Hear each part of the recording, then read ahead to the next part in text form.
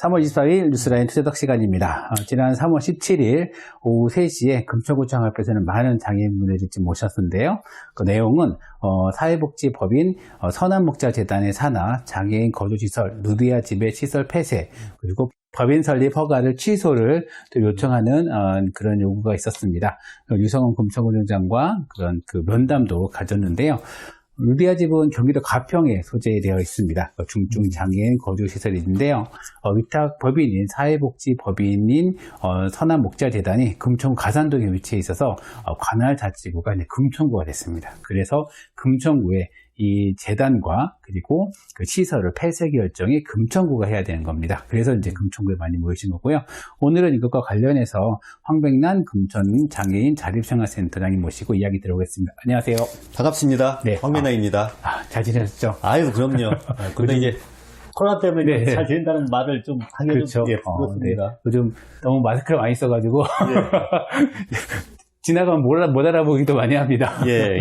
하여튼 네, 그런 좀 시국인데 그런데도 불구하고 좀 많은 분들이 모여서 얘기했습니다. 그래서 제가 간단하게 좀 말씀드리면 이 누디아 집이 이번 한 번이 아니라 2014년도에도 이제 보조금 횡령 및 거주인 제압복 착용으로 해서 그런 혐의로 해서 가해자들에게 벌금 300만 원 그리고 1차 행정처분 경고를 받았고요.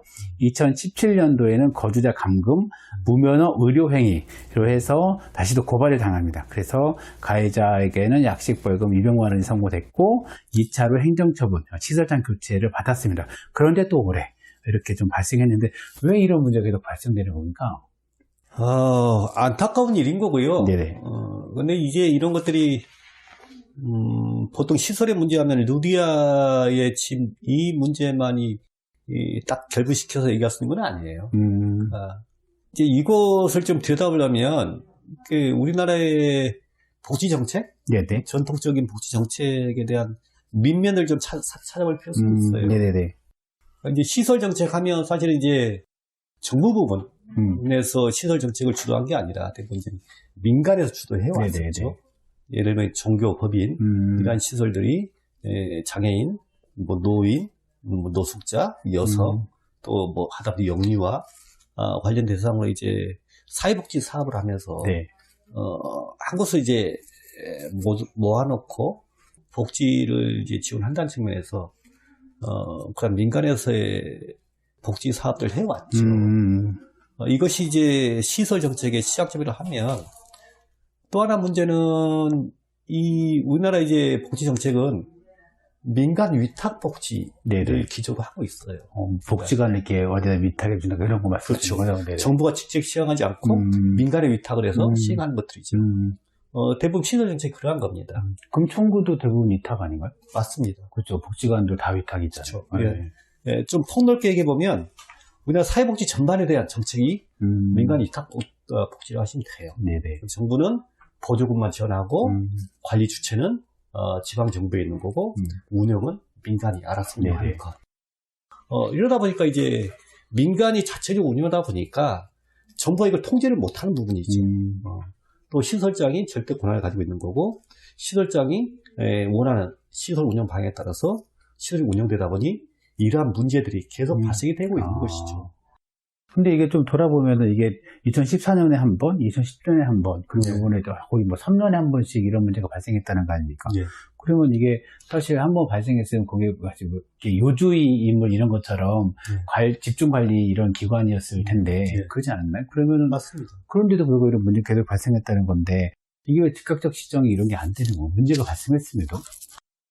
제가 보기에는 정부 정책에 대한 부재예요. 그러니까 이 시설에 대한 정책 하면 아직은 우리나라가 대규모로 운영되는 집단시설 정책을 선호하고 있죠. 왜냐하면 뭐 국가 입장에서는 한 곳에 장애인들이 모여 있으면 거기에 예산만 투여해버리면 그 안에서 장애인 문제는 모두 해결된다라고 보고 있는 것이죠.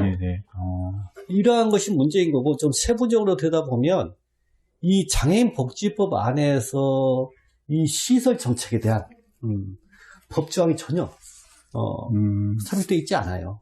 유일하게 2007년도에 장애인 복지법 개정이 있는데 장애인 복지법 제4장 자립생활 지원이라는 장만 있어요. 그래서 폭넓게 장애인의 자립생활에 대한 하나의 정책 틀 안에서 타이설 정책이라는 것이 있는데 그럼에도 불구하고 타이설 정책은 없죠. 네. 그래서 이것은 그러니까 현재 이제 문재인 정부 이전에 2014년에도 박근혜 정부에서 이 시설의 문제가 계속 반복되고 있다. 그래서 이것을 해결한 방법으로 어떤 방법이 있을까라고 국무회의 주재를 했어요. 그러면서 국무회의 주재를 하고 그 안에서 장애인 전수조사, 실태조사, 실태조사 정도가 해라 하고 거기에 대한 정책을 수립해라. 네네. 근데 수립이 안 됐죠. 근데 이제 문재인 정부 들어와서 장애인 5개년 종합계획 안에 자립생활 정책이 삽입이 되고 그 안에 타이설 계획이 들어가 있긴 해요. 하지만 일단은 전체 다 위탁하고 있고 예. 그 위탁체에 대해서 어떻게 운영할 거에 대한 법적 제도가 없기 때문에 예. 이거에 대한 관리가 될 수밖에 없다. 그렇죠. 라고 이렇게 정리하면 되는 거네요. 그렇죠. 또 이것 또한 이제 어떤 시설에 문제가 발생됐을 때 이걸 법으로 강제할 수 있는 것은 사실은 이제 2011년도에 제정된 장애인 차별금지법 외에는 또 없습니다. 이 관리를 운영한 그 기관을 운영하기 위한 어느 정도 가이드라인도 없나요? 그런 건 있지 않을까? 그렇죠. 이제 그것이 이제 국가인권위원회 역할로 주고 있죠. 원래 법이 아니라 타법으로 인해서 감시를 하는 거예요. 예. 그렇게 되는 거네요. 국가인권위원회가 감시하고 모니터링하고 어떤 문제가 발생되면 그 문제 해결에 대한 공고사항만 내리는 거죠. 그러니까 법의 강제성이 없죠. 예를 들면 우리가 살아가면서 사회 규범에 벗어나는 행동을 하면 법무부 수고하는 거예요. 그렇죠? 어떤 법의 해석을 받고 강제성을 주의하지 않습니까? 근데 유독 장애인의 차별 문제, 인권 문제 이러한 것들은 법무부에 강제성을 부여하지 않고 있는 부분들이죠. 참 안타까운 일이에요. 이해할 수 없는 부분이고요. 그렇죠. 일단은 뭐 요번에 사실 코로나 때도 요 문제가 좀 크게 이슈가 되지 않았습니까? 그렇게 청도 지역에서도 이제 지금 중증장애인 정신질환이지만은 맞습니다. 그 병원 그것도 이제 집단 그렇죠. 시설이고 지금 요양병원도 집단 시설이고 맞습니다. 이제 장애인분들 같은 경우도 그렇게 많이 모여 있는 상황. 사실 이런 부분들이 이제 보건이나 이런 것도 취약할 수밖에 없는 부분들이 있잖아요. 여기서 좀 나오고 있는 문제들도 있을 것 같습니다. 이거와 똑같은 문제죠. 그러니까 대남병원에서의 폐쇄병동, 그래서 정신장애인 내지 질환분들이 집단으로 감염되거나 내지 그걸 통해서 사망자까지 발생된 부분이죠. 이게 시설 정책이 아주 민면이에요. 그러니까 폐쇄성이 존재하는 거고 그 폐쇄란 것들은 대남병원 외에 다른 지역사회 어느 누구도 안에서 일하고 있는지 모르는 것이죠. 그렇죠. 또 이런 시설의 운영 대부분 집단으로 운영되고 있죠. 대상자가 집단으로 시설되어 있는 거고. 또 이러한 집단의 시설들은 또 철저히 지역과 격리되어 있거나 또 시설 내에서 별도로 격리되어 있죠. 그래서 이제 대남병원, 폐쇄병동 안에서 정신장애인들이 집단으로 격리되면서 발생되는 그런 면들이죠. 근데 이것이 대남병원 문제가 아니라 노인요양시설, 내지는 장애인시설, 그래서 똑같이 발생되고 있는 것들이죠. 이게 좀 근데 약간 좀 반대편으로 한번 얘기해 보겠습니다. 근데 사실 이게 지금 루디아의 집 같은 경우도 시설 폐쇄를 검토하고 있는 곳에서 이제 학부모님들과 이제 시설 종사자 이게 장애인분의 학부모님들이 폐쇄에 대해서 하지 말아달라고 좀 많이 요청을 좀 하고 있습니다. 많이 요청을 하고 있고 그런 것에 대해서 좀 이렇게 갈 곳이 없다. 그리고 이제 다른 데로 이동하면 다시 또 이렇게 2차도 이런 인권 침해가 발생할 수 있다. 뭐 이런 이야기를 좀 해서 반대하고 있는 이런 걸 좀 어떻게 이해를 해야 될까요? 그러니까 이것은 우리나라 정부 정책에 대한 어떤 정보가 사실은 지역사회에 거주하고 있는 장애인 부모, 당사자한테 사실 공유가 안 되고 있는 거예요. 그러니까 현세에 들어와서 장애인 복지 정책은 상당히 좀 완만하게 지역사회 중심으로 촘촘하게 진행된 측면이 있어요. 문재인 정부 들어와서 발표했던 게 지역사회 커뮤니케어 이 정책이라는 게 있지 않습니까? 그러니까 동사무소가 지역에 살고 있는 장애인분들 내지는 어르신분들 복지 사각지대 대상자를 발굴하고 개인별 욕구에 맞는 지원을 해 나가는 것 이러한 정책이 있는데 특히 장애인 시설 정책은 전혀 공유가 없죠. 예를 들면 서울시는 지금 지난해 19년이죠. 2차 타이설화 계획을 발표를 했어요. 이 계획을 보면 시설에 계신 장애인분들이 지역사회에 나와서 자립하겠다 하면 SH든 LH든 주거를 우선 지원해주고 또 생계 지원, 생계급여 지원해주고 또 개인에 대한 활동보조 지원 내지는 자립생활주택에서 네네. 단연간에 자립생활 체험을 하고 내가 지역사회에 자립하겠다 하면 이분들의 자립생활 정착금이라는 걸 지원해줘요. 대부분 1인당 1,200만 원 지원하거든요. 네네. 이러한 정보들이 부모들한테 안 가고 있는 것이죠. 그러니까 막연하게 이 시설 폐쇄되면 우리 아이들을 어디로 보내야 되지? 그게 걱정이 먼저 앞서는 것이죠. 일단은 그런 정보가 제대로 전달되지 않는다는 부분이고 네. 부모들 입장에서도 네. 좀 이게 사실 이제 어렸을 때부터 한 초등학교 때가 약간 이것저것 많이 해보시다가 이제 포기하시는 부분도 없지 않아 있는 그냥 시설에 맡기는 이런 경우도 존재하지 않을까 생각이 좀 드는데요. 이제 저희 같은 기관들이 그래서 이러한 정보를 제공해 주거나 네네. 또 이제 상담을 통해서 이러한 서비스와 정책들이 있다라는 것들에 네. 대한 설명을 해주는 역할이 필요한 것이죠. 네네.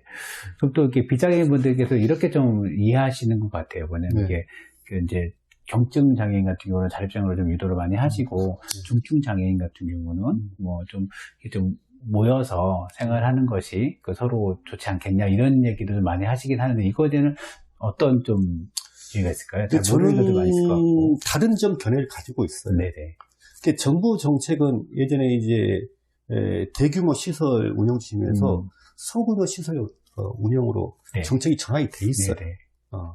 물론 그것은 뭐냐면 최중증 장애인은 지역사회에 나오는 게 어렵다라면 경증 장애인부터 먼저 지역 전환하고 시설을 소규모화시켜서 네. 운영을 하자라는 거거든요.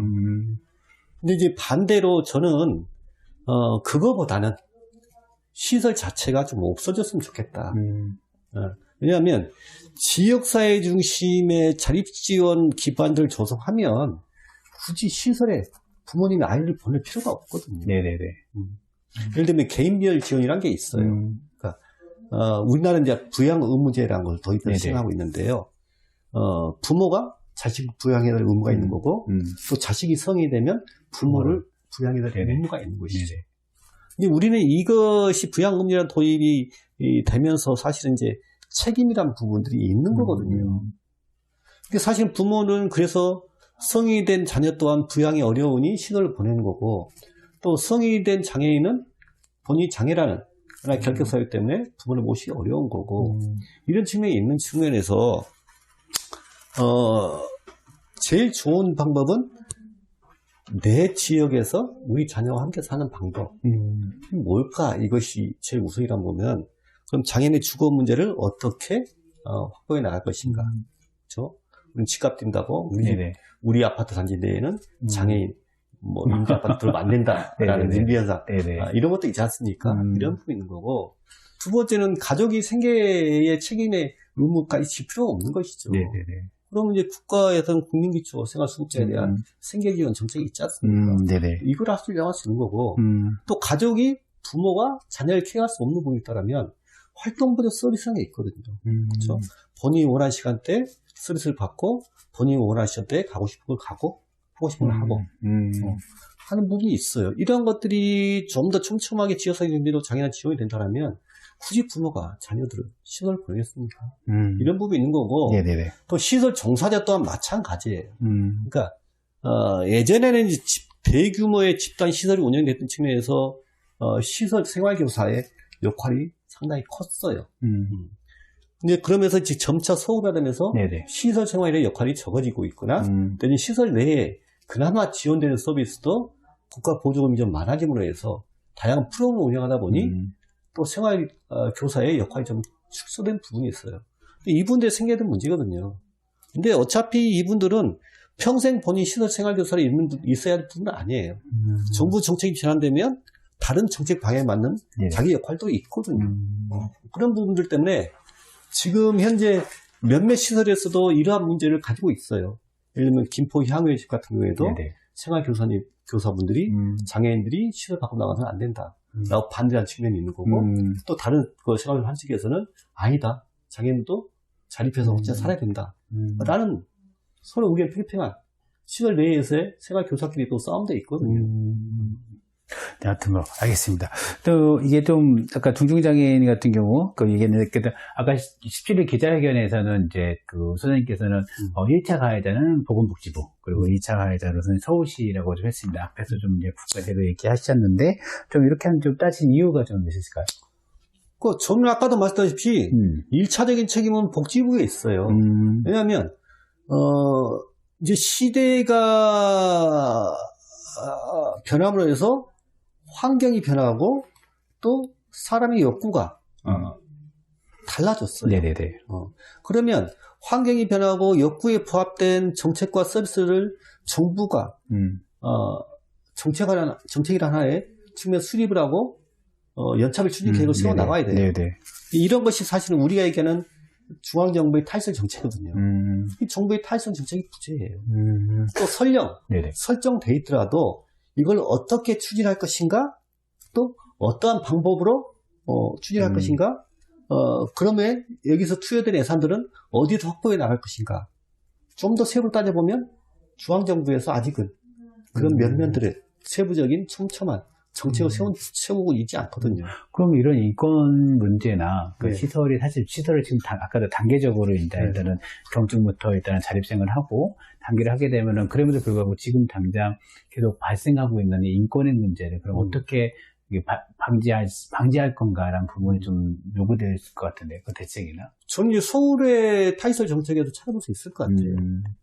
이게 지금 서울시는 2차 탈설화 추진 계획을 발표하고 지난 19년이죠. 현재 43개 생활시설의 시설 연계 사업이라는 걸 추진하고 있어요. 그러면 그 시설의 폐쇄적인 운영을 지역사회에 있는 다른 복지기관이 시설에 거주하는 장애인들에 대한 상담 지원, 프로그램 지원, 내지는 생활교사에 대한 인권교육 이런 것을 시행하고 있거든요. 이걸 통해서 점차 시설을 축소하거나 내지는 이러한 시설에 문제가 발생됐을 때 시설 폐쇄해 나가는 단계적인 계획을 세우고 있어요. 그러면 지금 루디아집 같은 경우는 사실 법인은 서울에 있는데 그 시설은 경기도에 있잖아요. 그러면 이거는 어디에 그런 적용을 받아본 건가요? 서울시 아니면? 그게 문제죠. 그러니까 저희가 끊임없이 서울시에 이제 문제 얘기하는 게 뭐냐면 왜 시설법인이 주소지만 서울에 두고 있으면 그 시설이 가평에 있든 철원에 있든 포천에 있든 서울시 보정을 집행해야 되는 거냐. 가평에 있으면 가평군에서 예산 조례하는 게 맞는 거고 그럼에도 불구하고 43개 시설 연계사업하는 기관들은 좀 더 서울시 보정을 나가요. 그래서 저희가 이제 서울시의회에다가 이 부분을 이제 질의한 거예요. 왜 시설 법인 주소지만 서울에 두면 보조금을 서울시 다 나가야 되는 거냐. 해당 지역에 시설이 있으면 그 지역에서 보조금 나가도록 정책을 바꿔야 되는 거 아니냐. 그 맞는 것 같아요. 현실적인 법 근거? 근데 모니터링도 만약에 철원에 있다. 그러면 철원군청에서 그 모니터링을 할 근원이 아니라 금천구청에서 가야 되는 거죠. 맞습니다. 철원까지 어떻게 가요? 그러니까 문제죠. 이게 이제 아까 시설 정책에 대한 격리성이 바로 이거예요. 지역사회에 격리되어 있는 것, 또 시설 내에 격리되어 있는 것, 그 지역사회 상시적인 정보 교류, 지원이 안 되는 거잖아요. 그럼 철원에서도 만약에 철원에서도 그 지역사회도 분명히 장애인 네트워크가 있을 텐데 이런 데는 거기서 다 제외되어 있는 거 아닙니까? 맞습니다. 서울시도 제외되어 있고 그러면 이거 진짜 독립적인 섬처럼 되어 있는 거잖아요. 이런 문제요. 그러니까 제가 이런 것들은 아까 장애인복지부 제4장의 절정한 지원이라는 장 안에서 자립생활 계획 내지는 장애인 5개년 종합계획 이 법적 근거를 가지고 정책을 수립 나가는데 탈설 정책이란 근거들은 어느 부분에서 찾아볼 수 없는 조항. 정부 정책이 부재할 수밖에 없는 거고 지자체가 별도로의 조례에 의해서 고유 권한을 가지고 정책을 추진 나간 것이 바로 서울시 탈설 추진 계획인 것이죠. 알겠습니다. 그럼 좀 지난 3월 17일 날 일단 기자회견을 하고 이성훈 부총장 면담을 했잖아요. 그때 뭐 서울시청과 서울시의회, 금천구가 3자 TF를 만들어서 해산 및 그거를 이제 추진하겠다. 근데 그 이후에는 좀 어떻게 진척이 되고 있는 건가요? 지금 제가 알기로는 저도 이제 유성훈 청장님 직접 만나 뵀는데요. 그러니까 금천구청이 이 건에서 책임질 사항이 전혀 없다라는 거예요. 왜냐하면 이 루리아 집이 지금 2014년부터 계속 이 문제가 발생됐던 거고, 이 문제가 들어갈 때마다 해당 자치구에서 논란이 되면 법인을 계속 옮겨왔었거든요. 아, 금천구에서 다른 구로구로 가고, 구로구에서 이쪽으로 가고, 예. 아. 그게 원래는 성파구에 있었는데, 네. 성파구에서 금천구 또 옮겨온 거예요. 또 이번 금천구에서 서쪽으로 옮겨가다가 아. 걸린 것이죠. 그게 괘씸한 거죠. 구청 입장에서 봐도. 네네네. 왜 이러한 아주 장기적으로 계속 문제를 받고 있는 이 시설에 대해서 금천구가 단추소리만 옮겼다는 책임을 져야 하는 거냐. 유성훈 준장님은 나는 이거 시설에 대해서 전혀 그렇죠. 책임이 없다. 그래서 관내에 있는 것도 아니고, 아까 그랬듯이. 법인을 네. 시설하는 게 맞는 거고, 시설을 폐쇄하는 게 맞는 것이다. 자기 해야 할 역할은 나머지 그뿐이다. 네네. 나머지는 서울시의 몫이다. 이렇게 이제 생각하고 계십니다. 네네. 알겠습니다. 좀 이게 좀 루디아 집은 좀 이렇게 정리를 하고, 근데 지금 총선이 다가오고 있습니다. 예.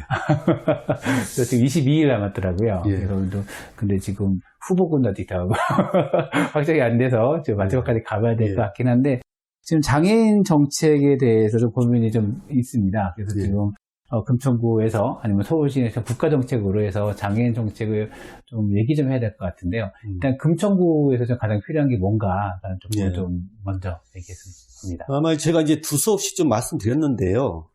이제 우리 금천구는 어떻게 좀 받아들여야 할지 모르겠는데, 올해 3월 달에 장애인 차별 금지 및 네네. 인권 증진한 조례가 제정이 그렇죠. 됐어요. 강수정 의원이 일단 예, 이것까지 예. 하셨죠. 저는 정말 반기는 또 그리고 갈채를 보내주고 네네. 싶습니다. 네. 왜냐하면 이 조례가 발의됐을 때는 사실 우리 지역 내에서 장애인에 대한 인권 감성이 상당히 떨어지거나 내지는 그런 인권의 의무를 강화하기 위한 조치가 필요하다라는 과정 안에서 난 조례가 제정됐다고 보거든요. 네네. 물론 이제 저희 기관 같이 우리 관내에서 끊임없이 그 장애인 인권 영화제라는 것들을 개최해 왔고, 네네. 또 그 자리에 지역의 의원님들 내지는 구청 행정부 모든 분들이 함께 자리에서 그런 영관을 보면서 장애인 인권이 이래서 중요하구나 라는 것들이 의식적으로 좀 심어왔던 부분이 있거든요. 네네. 네. 그거에 대한 영향이 있는지 모르겠지만 이제 그럼에도 불구하고 또 우리 금천구는 국민인권조례가 또 제정이 되어 있습니다. 네. 이것처럼 우리 금천구의 차별금지 인권조례 또한 저는 마땅히 반기할 부분인 거고 또 마땅히 있어야 할 조례다. 이걸 통해서 지역사회 내에서 장애에 대한 인권의식을 좀 강화할 필요가 있는 거고 그것이 하나의 이제 인권센터 설치라든가 또 인권센터가 지역의 장애인 내지는 의원 내지는 행정부 모두에 대한 장애 인권 권리를 의무한다든가 네네. 이러한 역할들을 해나가는 아주 중요한 조례 적용될 수 있을 것 같아요. 네네네. 예. 알겠습니다. 일단 인권센터의 부분이 좀 필요할 것 같다. 이렇게 외형적으로는 될 것 같은데, 사실 국가적으로는 좀 어떨까요? 전체 한국 사회에서도 장애인 정책에서는 좀 어떤 부분들이 좀 힘을 써야 될 거라고 봐야 될까요? 아까 이제 말씀드렸다시피 근본적으로 장애인 복지법에 대한 개정이 좀 필요해요. 네. 그러니까 지역사회 중심의 자립생활만 얘기하지 말고 시설에 계신 장애인들도 지역사회 전환해서 자립해야 된다는 하나의 조항들이 개정될 필요성이 있어요. 신설되거나. 네네. 이걸 통해서 중앙정부의 네네. 자립생활 정책과 탈시설 정책이 함께 병행이 돼서 가야 된다. 네네. 이 기조를 가지고 나서 지방정부에 있는 시설을 어떻게 운영할 것인가. 또 보조금에 대한 운영 방법들을 어떻게 좀 투명하게 효과성을 가지고 갈 것인가. 근데 방법을 찾아내는 거고요. 저는 그래서 이번 대선 때 그러한 정책이 좀 나왔으면 좋겠어요. 이제 특히 이제 시설의 인권에 대한 문제는 그러니까 우리가 장애라는 인권에 대해서 상시적으로 중요하다는 인지를 가지고 있지 않으면 네. 이러한 법과 정책을 만드는 게 쉽지 않거든요. 그게 안타까운 부분인데 그동안 이제 국회 내에서 장애인 비하 발언이 상당히 심했습니다. 그렇죠. 지금 여당의 대표님. 여당도 그렇고, 야당도 또 그렇고. 이것을 받아치는 또 야당도 그렇고, 네네. 정말 못 들을 말을 다 들은 것 같아요. 저는 그러면 나는 이것부터 좀 조치 취할 수 있겠다. 그래서 모든 국회의원들이 인권교육을 의무적으로 네네. 받는 것, 내지는 모든 국회 사무처 내지는 지역 정당의 인권 가이드북, 이런 하나의 이제 자료를 네네. 만들 배포하는 것, 이런 것들은 이제 국회법을 좀 개정을 해서 해야 되겠다. 왜냐하면 저희가 올해 2월 달에 국회를 상대로 해서 장애인 비하발에 대한 대책을 촉구하는, 그래서 각 정당에 국회법 개정을 요구하는 네네. 서한을 보냈어요. 뭐냐면 이제 국회법 25절 보면 네네. 국회의원의 품위 유지 이런 조항이 있어요. 국회의원의 품위가 유지되려면 최소한 인권 감사이라는 걸 가지고 있어야 되는 거고, 네, 그 안에서의 장애인 비하발 이런 것들이 좀 사그라져야 되거든요. 그럼 그런 조항을 근거로 해서 국회법 개정을 해서 인권교육을 의무적으로 받는다거나, 네네. 내지는 인권 가이드북을 만들어서 배포한다거나, 네. 이런 것들이 국회법 내에 강제될 필요가 있겠다.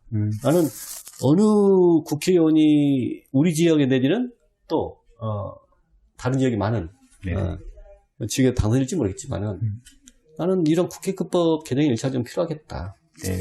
두 번째는 이제 아까 말했다시피 이 자율생활 정책과 탈출형 정책에 대한 부재가 분명히 있다. 정부 정책 내에서 네네. 이걸 좀 꼼꼼히 좀 들어갈 필요성이 있다. 그래서 장애인 법 개정을 해서라도 탈출 정책들이 중앙정부에서 강화되고 그것이 지방정부로 이양돼야 된다. 네네. 그리고 시설에 계신 장애인분이든 지역에 장애인분이 계시든 개인별 본인들이 오라는 환경, 또 본인이 가지고 있는 조건, 또 본인이 지향하고 있는 욕구에 맞는 네네. 개인별 지원 정책들이 좀 강화될 필요성이 있겠다. 예를 들어서 장애인 활동보조 서비스를 얘기하면 네네. 혼자 살고 있는 장애인분한테는 내지는 노부모를 모시고 있는 장애인들한테는 국가 24시간 활동보조 지원해야 되죠. 네네. 어떻게 장애인이 부모를 부양합니까? 못하죠. 오히려 짐이 될 수도 있겠죠. 네. 또 부모 또한 자식을 부양할 수 없죠. 그러면 24시간 활동보조를 지원해서라도 장애인 개인의 문제는 본인이 책임지도록 네. 해 나가야 되는 거고, 두 번째는 이러한 부분들이 언제까지 부모 슬라이드 살 수 없거든요. 그렇죠. 또 시설 내에서 그럴 수도 없고. 그럼 주거 정책에 대한 실질적인 정책 지원이 좀 필요하다. 네. 네. 그래서 정부의 LH든 SH든 이 주거 정책에 따라서 장애인의 주거를 지원하는 것. 두 번째 생계에 대한 부분이에요. 이것은 항상 지역에 계신 장애인들이나 소도시에 거주하는 장애인분들 실태조사 결과를 보면 첫 번째 욕구가 생계에 대한 부분이에요. 그렇죠. 예. 네. 생계 지원의 현실적인 방법을 찾아야 하는 거고, 제일 더 좋은 방법은 장애인의 일자리 확충입니다. 특히 중증 장애인 같은 경우에는 사실 신체적인 기능이 상실됨으로 해서 어떠한 반복된 작업 이런 것들을 할 수 없는 부분이에요. 네네. 그럼 저와 같이 충분히 상담을 통해서 내 일자리를 찾아야 한다거나 이런 부분도 가능한 부분이거든요. 그래서 장애인복지법에는 장애 동료 간 상담 이런 조항이 명시되어 있습니다. 그래서 동료 상담사라는 하나의 이제 직업군으로서의 역할도 있는데요. 이러한 것들을 좀 일자리 확장시켜 나가는 방법이 있지 않겠는가. 이러한 것들이 좀 공유로 나왔으면 좋겠고, 마지막으로 아까 말했다시피 이 장애인 개인의 환경, 조건에 따른 활동 24시간. 네네. 그리고 이 장애인 활동보조 서비스는 65세가 되면 노인 장기 요양으로 전환됩니다. 활동보조 서비스를 못 받고 네네. 노인 장기 요양 서비스를 받아야 되는 것이죠. 근데 지금 현재 저를 기준으로 보면 제가 월 400시간 네네. 활동보조 서비스를 받는데 65세로 전환되면 제가 서비스 받는 시간은 불과 한 달에 100시간밖에 안 됩니다. 대폭 줄어드네요. 그러면 저는 이제 4분의 1을 줄어드는 거네요. 그렇죠. 누군가의 케어를 받아야 되는 거고, 의지해야 되는 거고, 크게 돼야 되는 것이죠. 이 연령에 관계없이 네네. 본인이 원하면 활동보조 서비스 계속 받는 것, 이런 것들이 공약으로 나왔으면 좋겠어요. 또 이런 것들은 네. 현재 장애계에서 계속 정부가 요구하고 있는 부분입니다. 65세 연령 제한, 네네네. 또 소득이 없는 장애인한테 과다한 본인 부담을 통해서 서비스 이용이 하는 것, 이런 걸 요구하고 있는데 이것이 좀 공약으로 나왔으면 좋겠어요. 이게 활동보조가 사실 많이 돼야 그분들의 지역사회로 계속 나올 수 있고, 그렇죠. 그래야만이 또 지구들 간에도 이렇게 접촉이 계속 늘어나게 되는 거고, 그래야 할 때만이 또 이제 이분들의 시선으로 사회를 볼 수 있고, 그러면서 이제 서로 이게 인권이나 이런 부분에서 시각차가 좀 줄어들지 않을까 생각이 듭니다. 상당히 중요한 지적인 것 같습니다. 근데 오늘은 또 이렇게 마무리하려고 하는데요. 일단 좀 주민 여러분들에게 마지막으로 일단 뭐 총선도 앞두고 이렇게 루드아집의 사태를 사실 금천 주민 입장에서는 저게 왜 갑자기 금천구에서 이게 좀 그럴 수도 있을 것 같아요. 그래서 좀 이렇게 주민 여러분들에게 좀 하고 싶은 이야기 있으면 마무리했으면 좋겠습니다. 저는 이제 늘상 얘기하지만, 그러니까 모든 사람은 본인이 태어나고 자란 걸 살아야 돼요. 또 각자가 가지고 있는 조건이 다르지만은 그 조건들은 보통의 사람이 살듯이 보통의 삶을 살아야 돼요. 네네. 이런 것들을 우리 국민들이 알아봤으면 좋겠어요. 제가 장애인이라고 해서 아주 그분들과 별다르게 살아야 되는 게 아니라 그분들이 사는 것처럼 저도 그분들과 똑같은 보통의 삶을 살고 싶다. 대부분 장애인들이 또 그렇다. 또 장애는 어찌됐든 우리가 바라보는 질병이 아니고 또 질환이 아니다. 장애는 단지 장애일 뿐이지, 그렇죠? 그것으로 인해서 내가 살아가는 욕구나 환경이 별다르게 다르지 않다. 이것은 꼭 아셨으면 좋겠어요. 그래서 매년마다 우리가 장애인날 행사 때 우리 금천구청 내에서 장애인 핸디 마라톤이라는 걸 하는데, 장애인 체육 문화가 필요한 것이고, 또 우리가 인권 영화에 진행한 것들은 매년마다 우리 국민들이 장애 인권에 대한 부분들은 다른 시각을 가지고 있기 때문에 그 시각을 좀 열어놓고 다양하게 장애를 좀 들여다봤으면 좋겠다. 이러한 것들 좀 우리 국민들한테 좀 말씀드리고 싶어요. 또 함께 같이 해주셨으면 바람이고요. 네, 알겠습니다. 일단 이번에 그 3월에 아까 얘기했듯이 장애인 인권 차별금지 및 인권 보장관 조례도 만들어졌고, 뭐 인권 조례도 저희 금천구에서 만들어졌고 해서 주민들에 대한 다양한 이런 그 인권 또는 장애인에 대한 그 교육도 진행될 수 있을 거라 생각이 듭니다. 이거는 모두 다 코로나19를 슬기롭게 이겨낸 다음에 즐거운 얼굴로 봤을 때 이거 가능할 것 같고요. 오늘 나와주셔서 감사합니다. 예, 감사합니다. 감사합니다. 지금까지 라디오 금천의 이성호였고요. 기술자는 김모경이었습니다. 감사합니다.